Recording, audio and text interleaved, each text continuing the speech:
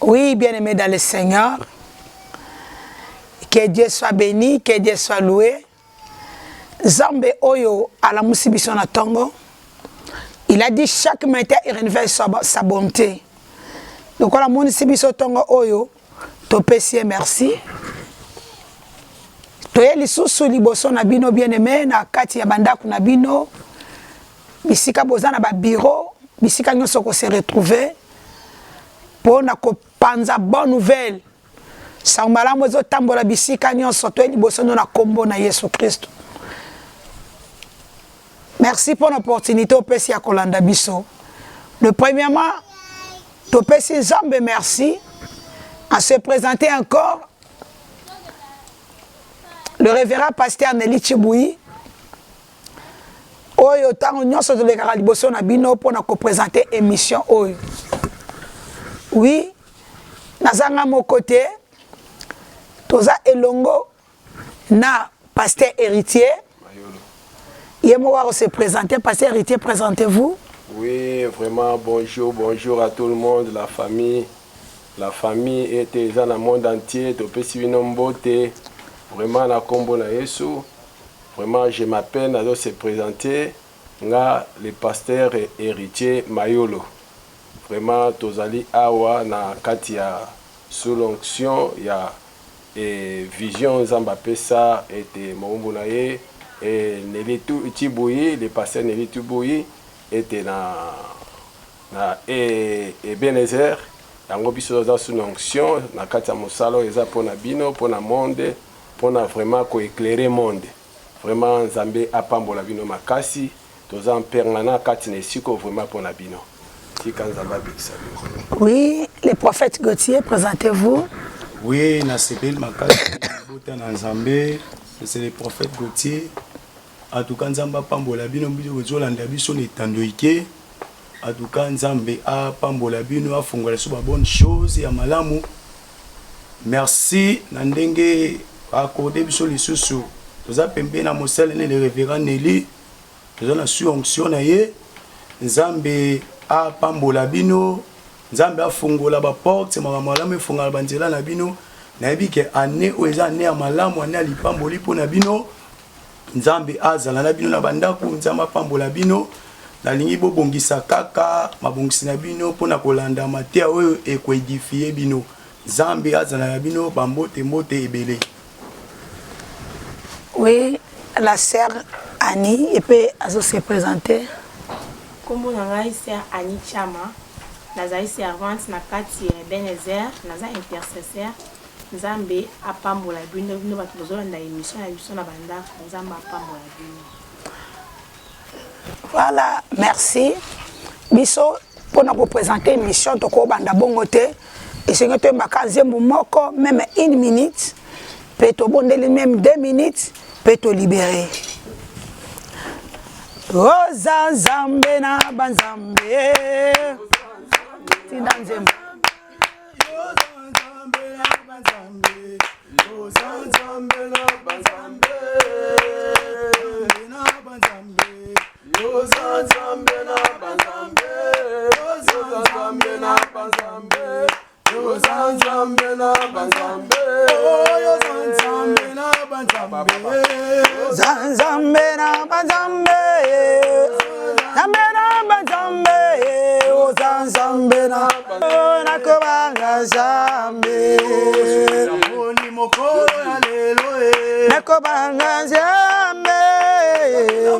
Oh yes, nakobanga Nzambe nakayemba hallelujah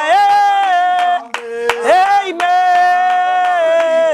hallelujah hallelujah amen yeah hallelujah yeah amen sans Nzambe merci natam apesi opportunité Nzamba fongola matoi na yo oyo kanina bongisi pona yo to bonde na kombo na Yesu haleluya na tomboli yo l'Éternel notre Dieu, l'Éternel qui crée les vouloirs et les faire, l'Éternel qui a dit qui dira chose arrive, c'est que l'Éternel sur la terre. Tu as permis cette émission ce matin.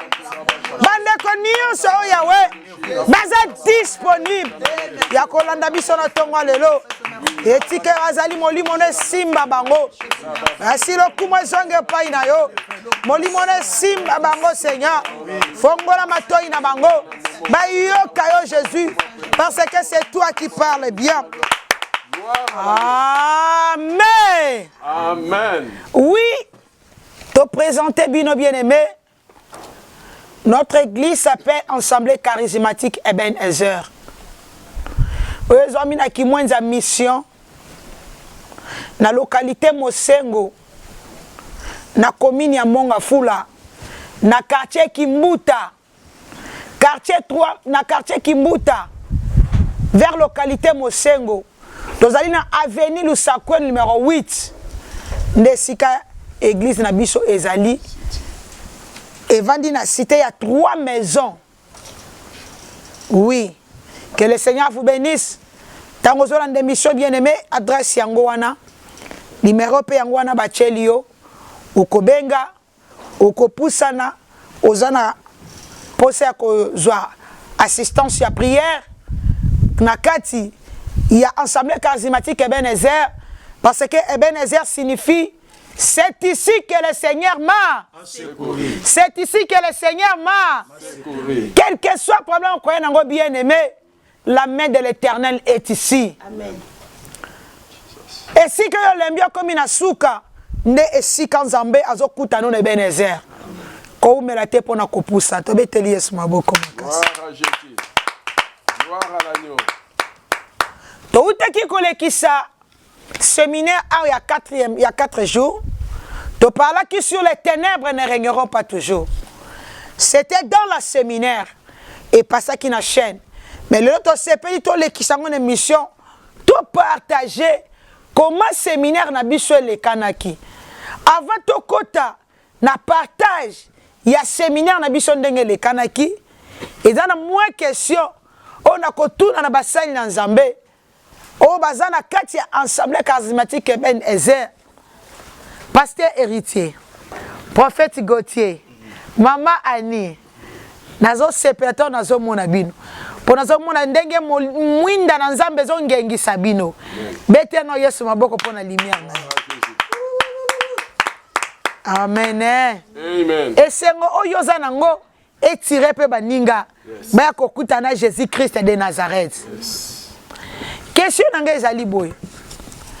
Na thème on zamba pesa ki biso les ténèbres ne régneront pas toujours.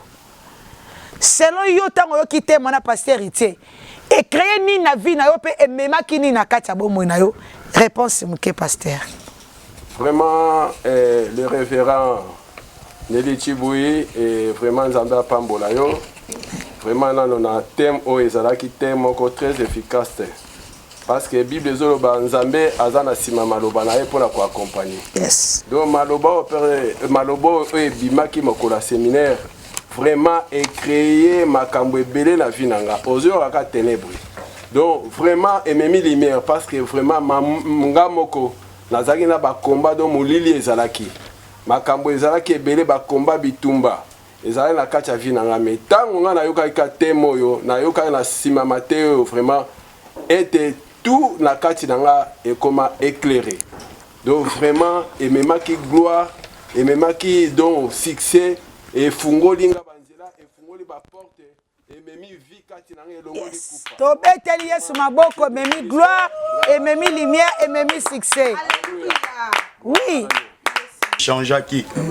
Zambe vraiment apambola yo. Mosali Nzambe abaksolo susu ebele abakso connaissance ebele koleka parce que ezayote ezalaki Nzambe ni aspira ki o malobana abakso su connaissance ebele to beteli Yesu maboko tika ke Nzambe a osé le prophète Gauthier cause à thème o mosali na théâtre na séminaire en tout cas voilà mon avis comment changement ma casse na vie nanga yango apesi nzambe merci mpe nasengi nzambe abakisa su connaissance makasi na kati ya mosali na ye wana tozwaki yango c'était Dieu qui nous a inspiré ça tozwaki yango ezalaki na makasi na c'était à Ésaïe chapitre 8 tobandaki na 22 jusqu'à 23 zwaka déjà place wana po tokokwela wana Ésaïe chapitre 8 22 jusqu'à 23 mais tozwaki na Genèse bazobana biso nini balobi au commencement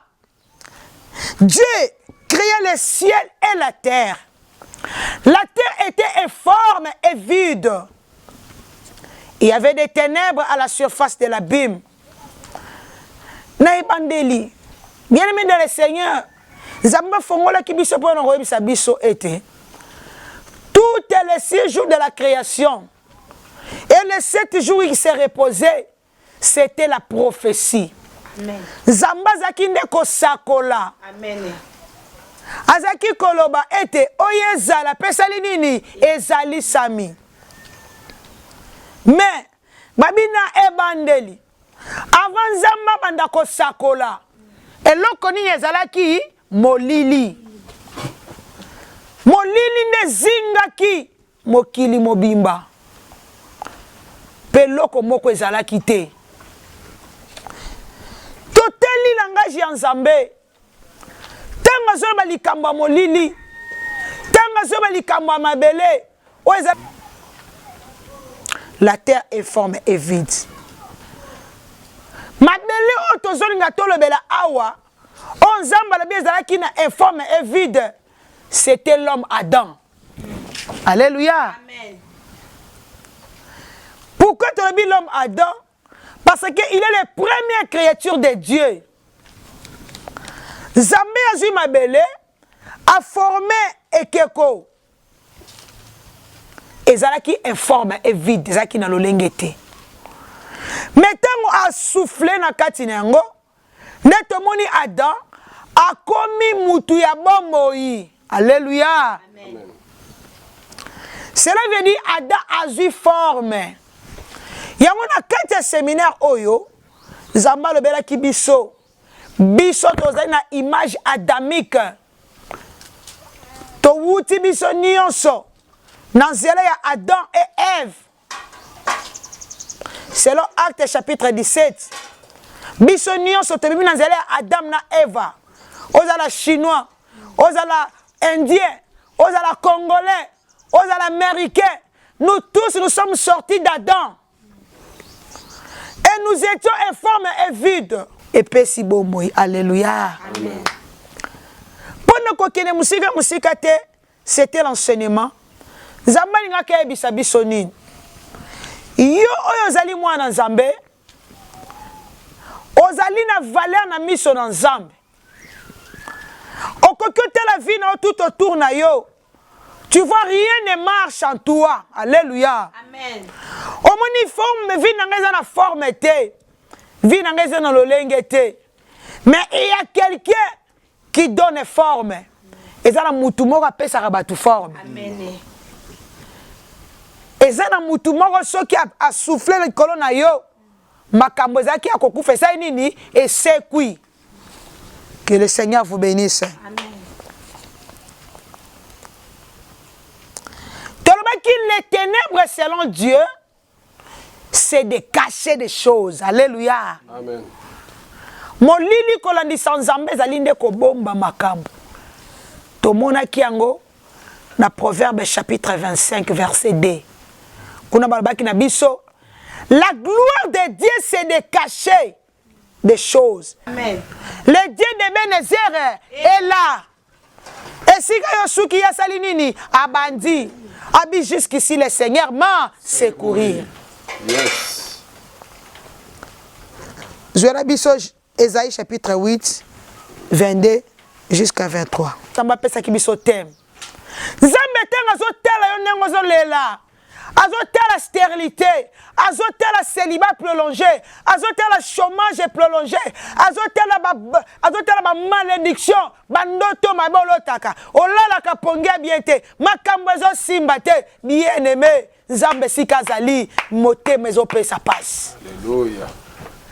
Alabi tanga azotala mokila moni angoisse, molili makasi ezingi. Dieu est compassion. Alléluia. Amen. Autrefois, tu étais couvert de la honte de votre famille. Tu étais couvert de la honte de ta vie. Et voici maintenant, il a dit les ténèbres ne régneront point.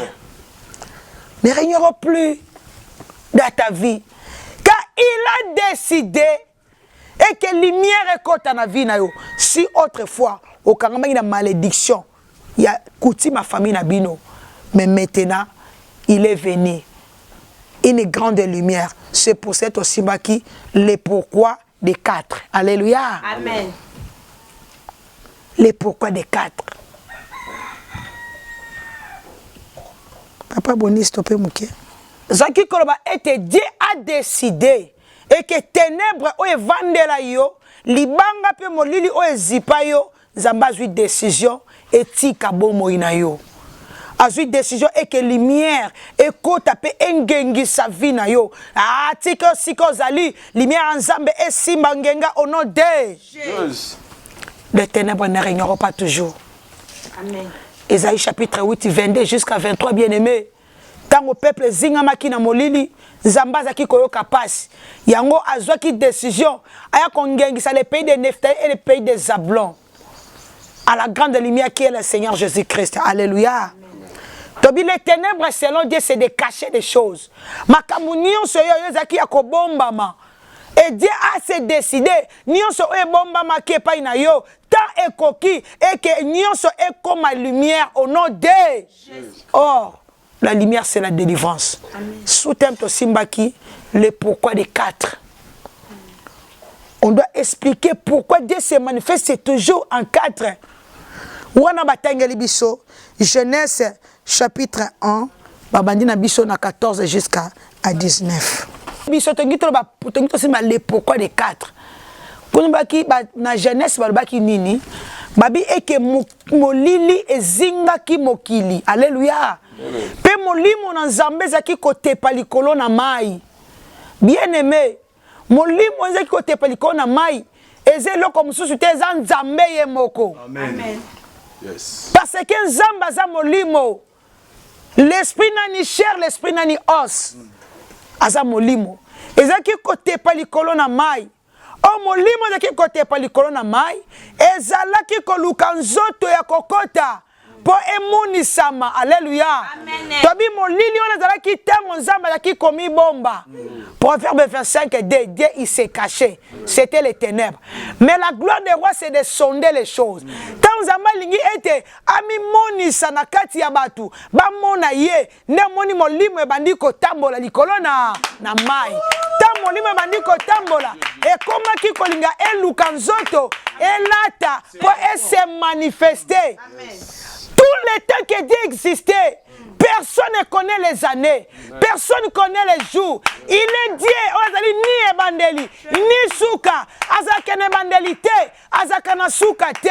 Oh, kombo ya Nzambe signifie le sujet d'adoration. Alléluia.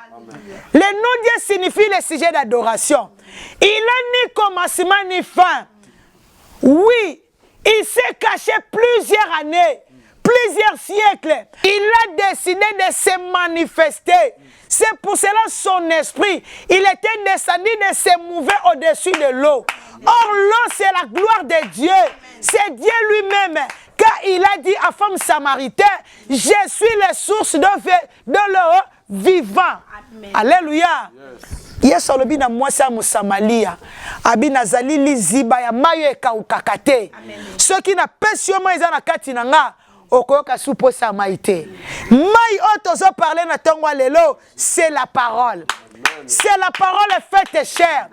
Mai wana te koti pe pasteur Itier. Azali suna posa ba mai mususu te. Oh lilobe koma vie na ye. Le sang koma vie ya prophète Gauthier. Atazo bazobeta milolo parce que mai obamela ekokaukakate. L'esprit qui se mouvait au-dessus de l'eau, c'est Dieu lui-même dans sa gloire, dans sa puissance, dans sa manifestation. Il a voulu de se manifester. Oui, bien aimé dans le Seigneur. Il y a un fongolo mukena ebison de konangai. Molimo ozaki kote palikolo na mai. Et Seigneur qui ne kolata nzoto moko. Oh, nzoto wane kenaki kolata. Yango to mone kenaki ange Gabriel nde akei ko expliquer biso na naissance à Jésus. Alléluia. Nzoto ezaki est forme vide. Or, Adam s'élève du 6e jour. Le chiffre 6, c'est l'imperfection. Malobi que la terre était informe et vide. Cela veut dire, la terre qui était informe et vide, c'est le chiffre 6. C'est l'Adam. C'est la terre, l'homme qui est imperfectionné. Alléluia. Amen. Mais Zambalinga qui a valorisé Nzoto wana. Alingaki azwanga lati sango nzoto. Yango tozomona molimo zaki kote palikolo ya mai qui avait ni chair ni os, molime moi et pas ya Marie. L'ange Gabriel a dit à Marie, l'esprit te couvrira. Oh, l'esprit qui a couvert Marie, c'était l'esprit de l'éternité qui était dès le commencement, qui est venu couvrir la terre, qui était informe et vide. Que le Seigneur vous bénisse. Amen.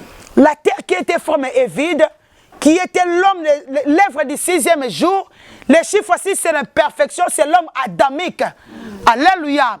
Oh, l'esprit qui se mouvait au-dessus des eaux, c'est l'esprit de Dieu, l'esprit. Oui, bien aimé dans le Seigneur. Et si vous avez nzamba pambola yo, parce que quand on a dans l'enseignement oyo, naebi que quelque chose est passé, de livrance est côté dans la vie na yo. Oui. N'ayez expliqué le pourquoi de 4. Tobi, pourquoi le chiffre 4? Pourquoi Dieu se manifeste toujours dans les chiffres 4? Parce que le 4 c'est la délivrance. Le chiffre 4 c'est la délivrance. Au côté de la délivrance comment? Parce que la terre était couverte de ténèbres. Et le 4e jour, Dieu a créé des grandes luminaires et les petits luminaires pour séparer les ténèbres et la lumière. Et Dieu a vu que la lumière était bon. Bazueli Bisso, Ésaïe chapitre 60, premier verset. Ok, je vais lire au nom de Jésus-Christ, Ésaïe 60. Dis, lève-toi et sois éclairé, car ta lumière arrive. Les ténèbres n'ont plus de place sur toi, mon frère, ma soeur. Quel que soit le ministère, quel que soit le mariage, quel que soit l'affaire, quel que soit la santé, quel que soit le projet, les ténèbres ne vont plus régner encore. Parce que l'Éternel a décidé et que la lumière soit. Amen. Là où tu te trouves, bien-aimé, laisse que la lumière du Saint-Esprit éclaire ta vie. Amen. J'essaie un peu pour expliquer le pourquoi les 4. Dieu se manifeste souvent dans les chiffres 4, bien-aimé. Le chiffre 4, c'est la délivrance. Bien-aimé, et si Kozali, tu peux écrire Genèse chapitre 2, verset 10. Kuna mazotali sabi sonin. Babi, les jardins d'Éden étaient arrosés par un fleuve, et cet fleuve-là était divisé en 4 bras. Amen. Amen. Quand nous avons sali jardin d'Éden, a tché source moko ya mai. Et source ya mai wana, ezalaki divisé en 4 bras pour arroser les jardins. Nazwa no se na tonga lelo, c'est toi qui es l'Éden de Dieu. Parce que Jésus dit, moi je n'habite pas dans la maison construite dans les mains d'hommes. Navanda kananda konga moko na tongi. Onda konzamba tongi za nzoto na yo. Nzoto na yo c'est le corps et le temple du Saint-Esprit. Et Seigneur moli mwanzambe ngengisa yo. C'est toi qui es l'Éden de Dieu. Or le source est là, c'est la parole. Arrosé. Tika ete yo okozali Éden ya Nzambe. Banda kozala arrosé na tongo lelo. Donc comme il chité bien aimé dans le Seigneur, tu as qu'il faut expliquer le pourquoi des 4. Tu as le chiffre 4 c'est la délivrance. Et Dieu s'opère et se manifeste souvent dans les chiffres 4. Il y a un exemple. On a pesi. Dans le bi, Zacharie chapitre 6, premier verset jusqu'à 15. Il y a aussi les 4 chars. On a les enseignements sur le fond là. Mais les combien? 4. Genèse 49, 8, 10. Nous avons aussi Juda, qui est le 4e fils de Jacob. On zamba pesa qui bateau ya commandement. Alors que toi Juda, le sceptre royal ne quittera pas sur toi jusqu'à ce que viendra à Shiloh. Pourquoi pesa qui va déconnecter à Pessi Juda? Parce que Juda, il était le 4e fils. Yes. Alléluia. Yes. Le 4e fils de Jacob, Dieu l'a donné le bâton de commandement. Amen. Amen. Le bâton c'est l'autorité. Le bâton c'est le pouvoir. Abina Luc chapitre 10 verset 19. Voici je vous donne de l'autorité de marcher sur les serpents et les scorpions. Aucun pouvoir pourra vous nuire. Nabi tumbanion sa vie na yo. Na lobi bâton za na maboko na yo. Lève-toi, sois éclairé. Prends le bâton de l'autorité. Commencez à prier. Commencez à déclarer. Commencez à prophétiser. Comme Dieu a prophétisé dès le commencement. Il a dit que la lumière soit et la lumière est fille. C'est pour cela ce matin, je viens de prophétiser à l'autorité de Dieu que la lumière entre dans ta vie. Misale fungama kende liboso. Au nom de Alléluia. Pour Aza la ressuscité et Seigneur qui 4e jour et koka. Yes. Yesu alobi moninga na biso Lazare asali nini? Alali. Tokende ko sekwisa ye. Et Seigneur qui batiba dit ma résurrection ezalaka. Alléluia. Même louange otoyemba kana bino na adoration. C'était commencé le 4e jour. Parce que les ténèbres étaient parties, la lumière est entrée. Oh, kuna tozomona leyanda zo confirmer biso. Leya lobi, maintenant je louerai l'Éternel. Alléluia. Tant Léa boti 4e fils, il a chanté une cantique pour dire maintenant je louerai qui? L'Éternel. Betele le bananzambe maboko makas. Bien-aimé tozo chité. Totanga qui déjà dans Genèse chapitre 1, 4 jusqu'à 14 jusqu'à 19, Dieu a séparé les ténèbres et la lumière. C'était le 4e jour. Nakatite. Ngana simba yo Yesue. Simba yo. Ona simba yo Yesue. Simba yo. Ona simba yo Yesue. Ona simba yo ya soloe. Ona nyako kani na yo. Atali zambe. Abonganite. Alléluia. Alléluia. Amen. Oui, mutakokai na ye. Mutakokai na ye. Tika to mone na vie na yo onode. Tozo parler le pourquoi des 4. Bien aimé. Un professeur qui m'a dit na katia géographie, il y a aussi les 4 coins car. Il y a aussi les 4 coins. Toujours combien? 4. Est-ce que Kobe Tranzame m'a beaucoup makasi? Gloire à Jésus. Même aussi Jésus-Christ est bien aimé. Après le jour de sa résurrection, tant wa kokisi 40 jours, ndasali nini? Ndasali nini? Après avoir kosé kwa na ye, asalaki 40 jours. Tant 40 jours et koki, nde amati azongi na likolo.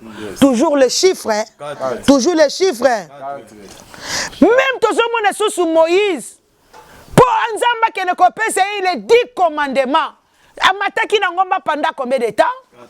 40 jours de prière. Toujours les chiffres. Toujours alléluia. Je sens la gloire de Dieu. Toujours le chiffre 4, bien aimé. Pour que ne soit les 10 commandements, à matin de présence ensemble pendant 40 jours. Merci Seigneur. Alléluia. La fécondité, ça la mela yo. Ah, fongoma, reçois la fécondité. Au nom de Jésus. Koriaba Santa Rabaché. Il est le Dieu qui se manifeste dans les 4. Alléluia. Merci Seigneur. Koriaba Santa Rabashika. Alléluia. Orababababa. Alléluia. Alléluia. Alléluia. Il y a aussi les 4 sons de couleurs. Koriaba Santa. J'ai ça la gloire de Dieu. Alléluia. Alléluia. Alléluia. Alléluia. Nous avons la couleur noire. Nous avons la couleur blanc. Nous avons la couleur jaune. Nous avons la couleur rouge. Alléluia. Koriaba Santa Rabashi. Efongwama au nom de. Efongwama au nom de. Soki liloba o epambola ki obetela Yesu maboko makasi. Koriaba Santa Rabashi. Bien-aimé, Église est combattue par les 4 pouvoirs. Éphésiens chapitre 6, verset 12. Car nous ne luttons pas contre la chair et le sang. Comptez. Nous luttons contre les dominations, les principautés, les esprits méchants, les princes des mondes des ténèbres. Toujours combien? 4. L'Église est combattue par les 4 pouvoirs. Mais Dieu aussi, il a exposé les 4 esprits qui est tout autour de son trône. Apocalypse chapitre 4. Bien-aimé, les 4 figures. Bien-aimé, Bible sont parlé bichot. Les 4 figures qui étaient dans le trône de Dieu. Tous au moins, l'exception lion. L'exception bichot, bœuf, les figures de l'homme et l'aigle. Toujours combien? 4. Il y a les soumassements de l'évangile. Nous avons la connaissance, la prophétie, la doctrine, la révélation. Éphésiens 4, 11. Alléluia. Esi kozali lumière. Pasteur. Chapitre 60, verset 1, lève-toi éclairé. Lumière. Alléluia. Alléluia. Quelle la lumière de Jésus. Quelle la lumière. Ekaya baba. Oramache. Oriababa. Esi kozali. Lumière. Lumière. Ekaya baba. Lumière ekota. Lumière entre la katia vina.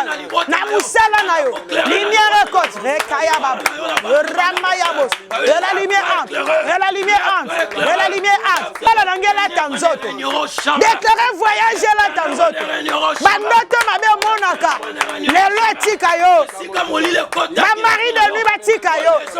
Ma femme de nuit batikayo. Reçois ta délivrance. Reçois ta délivrance. Ramayabos, Rababa. Non de Jésus. Rekaya Baba. Jésus, alléluia.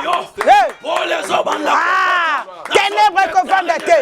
Jésus, alléluia. Il est là.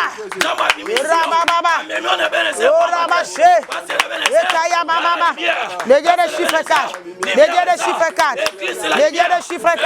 Le Dieu de chiffre 4. Le Dieu de chiffre 4. Oh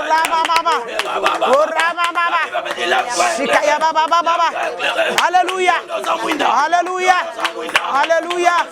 Je sois éclairé. Alléluia. Donc, il y a année 2025. Sonia Zaya Yote. Okotambo la longina sete. Okotambo la longi likolo. Et Seigneur, les bâtiments mon ensemble dans un ayoto déclaré pour la bien aimée na commun.